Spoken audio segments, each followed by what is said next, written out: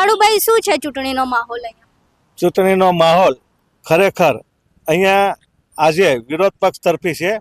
કેમ કે આજે જે પક્ષ આજે કાયદાનું ઉલ્લંઘન એ રીતે કરે છે કે કાયદોને વ્યવસ્થા પોતાના હાથમાં રાખે છે અને પોલીસ તંત્રને દબાણ કરી અને જેમ મન ફાવે એવા કાયદાનો ઉપયોગ કરી અને નાની પ્રજાઓને ખૂબ હેરાન કરે છે. અને માત્ર 5 વર્ષ કોઈ વિકાસના કામ કરવાનું નામ નથી લેવાતું અને છેલ્લે જમણવાર ચાલુ થાય એટલે પબ્લિકના પૈસે જમણવાર કરી અને મોટા તાયફા કરીને પબ્લિકના જ પૈસે વધુ ટેક્સ ઉઘરાવે છે.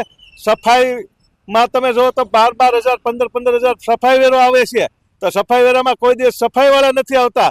માત્ર ને માત્ર આજે મંત્રી બન્યા પછી જીતુ વાઘાણી અહીંયા ખાલી જમણવાર કરવા કે બીજી રીતે જ આવે છે. અને જ્યારે કાયદાની વાત આવે ત્યારે કાયદામાં એના પોતાના જ તે એરિયામાંથી અપહરણ થાય છે અને અપહરણ કરાવે છે એના જ અંગત માણસો છે અને ભાજપના જ કાર્યકર્તાઓ છે. અને ત્યારે આજે આ કાયદોની વ્યવસ્થા એની તરફેણમાં આવે એટલે રોજ નવા તમે આજે ભાવનગર એપી સેન્ટર બની ગયું છે. મારા ખ્યાલ પ્રમાણે જે કાંઈ વસ્તુ થાય અહીંયાથી શરૂઆત થાય છે. કેમ કે અહીંના મંત્રી જીતુભાઈ વાઘાણી છે એટલે કે જે કાયદોની વ્યવસ્થા છે એ બધું એ નક્કી કરે છે. જીતુભાઈ વાઘાણી વિશે વાત કરી. જીતુભાઈ કેટલી વખત આવે ભાવનગર? હવે અમે તો બહુ ઓછા જોઈએ. ભાવનગર મંત્રી બન્યા પછી લગભગ પ્રજાના પ્રશ્નો સાંભળતા મેં ક્યારેય નથી જોયા.